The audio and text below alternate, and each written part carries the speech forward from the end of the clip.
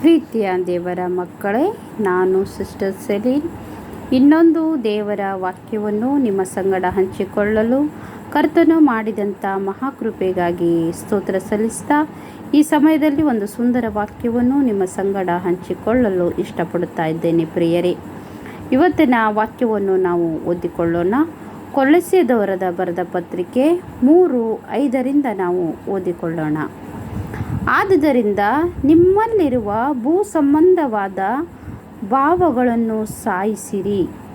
ಜಾರತ್ವ, ಬಂಡುತನ, ಕಾಮಾಭಿಲಾಷೆ, ದುರಾಶೆ, ವಿಗ್ರಹಾರಾಧನೆ, ಸಮವಾಗಿರುವ ಲೋಭ ಇವುಗಳನ್ನು ವಿಸರ್ಜಿಸಿ ಬಿಡಿಯಿರಿ.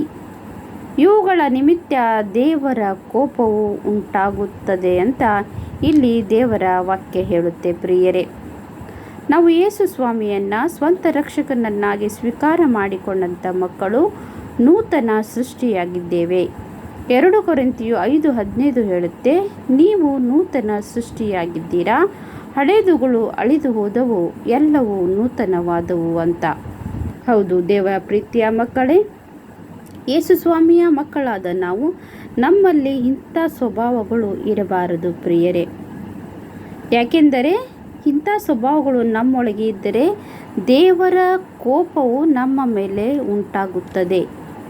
ದೇವರು ನಮ್ಮನ್ನು ಎಷ್ಟು ಪ್ರೀತಿ ಮಾಡುತ್ತಾನೋ ಅಷ್ಟೇ ಕೂಡ ದೇವರಿಗೆ ಕೋಪ ಬರುತ್ತೆ ಪ್ರಿಯರೇ. ಯಾಕೆಂದರೆ 7ನೇ ವಾಕ್ಯದಲ್ಲಿ ನಾವು ಓದಿಕೊಳ್ಳೋಣ.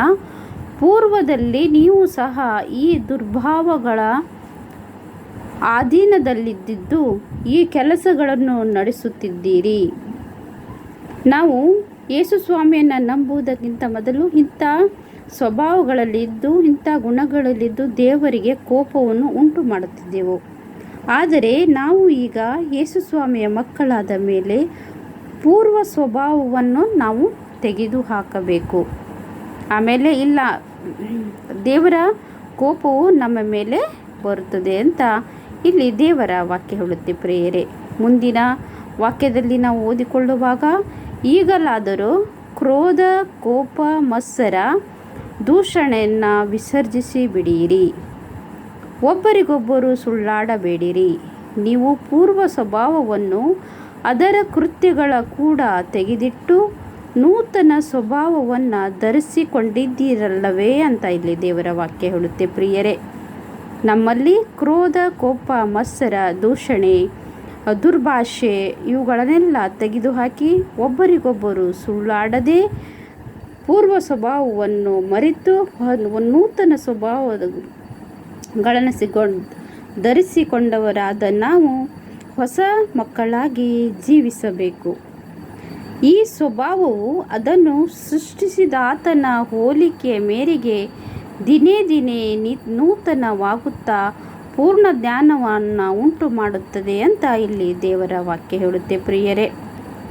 ಅದೇ ರೀತಿ ನಾವು 12ನೇ ವಾಕ್ಯದಲ್ಲಿ ಓದಿಕೊಳ್ಳುವಾಗ, ಹೀಗಿರಲಾಗಿ ನೀವು ದೇವರಿಂದ ಆರಿಸಿಕೊಂಡವರು, ಪ್ರತಿಷ್ಠಿತರು, ಪ್ರಿಯರು ಆಗಿರುವುದರಿಂದ ಕನಿಕರ, ದಯೆ, ದೀನಭಾವ, ಸಾತ್ವಿಕತ್ವ, ದೀರ್ಘಶಾಂತಿ ಎಂಬ ಸದ್ಗುಣಗಳನ್ನು ಧರಿಸಿಕೊಳ್ಳಿರಿ.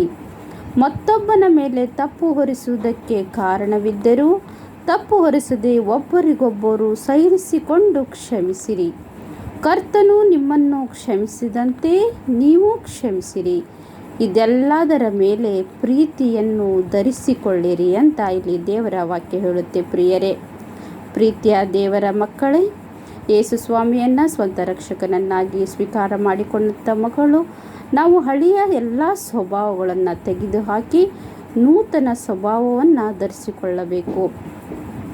ಯಾಕೆಂದರೆ ಇಲ್ಲಿ ದೇವರ 12ನೇ ವಾಕ್ಯದಲ್ಲಿ ನಾವು ನೋಡುವಾಗ, ಹೀಗಿರಲಾಗಿ ನೀವು ದೇವರಿಂದ ಆರಿಸಿಕೊಂಡವರು, ಪ್ರತಿಷ್ಠಿತರು, ಪ್ರಿಯರು ಆಗಿರುವುದರಿಂದ ಅಂತ ಇಲ್ಲಿ ಸಂತ ಪೌಲರು ಕೊಲೊಸ್ಸೆದವರಿಗೆ ಹೇಳ್ತಾ ಇದ್ದಾರೆ ಪ್ರಿಯರೇ. ದೇವರಿಂದ ಆರಿಸಿಕೊಂಡಂಥ ಮಕ್ಕಳಲ್ಲಿ ಹಳೆಯ ಸ್ವಭಾವಗಳೆಲ್ಲ ಹೋಗಿ ಹೊಸ ಸ್ವಭಾವಗಳನ್ನು ಧರಿಸಿಕೊಂಡು ನಮ್ಮಲ್ಲಿ ಸದಾಕಾಲ ಕನಿಕರ, ದಯೆ, ದೀನಭಾವ, ಸಾಧಿಕತ್ವ, ದೀರ್ಘಶಾಂತಿ ಎಂಬ ಸದ್ಗುಣಗಳನ್ನು ಧರಿಸಿಕೊಂಡವರಾಗಿ ಮತ್ತೊಬ್ಬರ ಮೇಲೆ ತಪ್ಪು ಹೊರಿಸೋದಕ್ಕೆ ಕಾರಣವಿದ್ದರೂ ತಪ್ಪು ಹೊರಿಸದೆ ಒಬ್ಬರಿಗೊಬ್ಬರು ಸಹಿಸಿಕೊಂಡು ನಾವು ಕ್ಷಮಿಸಬೇಕು. ಯಾಕಂದರೆ ಕರ್ತನು ನಮ್ಮನ್ನು ಕ್ಷಮಿಸಿದಂತೆ ನಾವು ಕೂಡ ಇನ್ನೊಬ್ಬರನ್ನು ಕ್ಷಮಿಸುವ ಋಣಿಯಾಗಿದ್ದೇವೆ ಅಂತ ಹೇಳ್ತಾ ಈ ಚಿಕ್ಕ ವಾಕ್ಯವನ್ನು ನಿಮ್ಮ ಸಂಗಡ ನಾನು ಹಂಚಿಕೊಳ್ತಾ ಇದ್ದೇನೆ. ಪ್ರೀತಿಯ ದೇವರ ಮಕ್ಕಳೇ, ವಾಕ್ಯಗಳನ್ನು ಓದಿಕೊಳ್ಳಿರಿ. ಕರ್ತನು ನಿಮ್ಮನ್ನು ಆಶೀರ್ವದಿಸಲಿ. ಆಮೇನ್.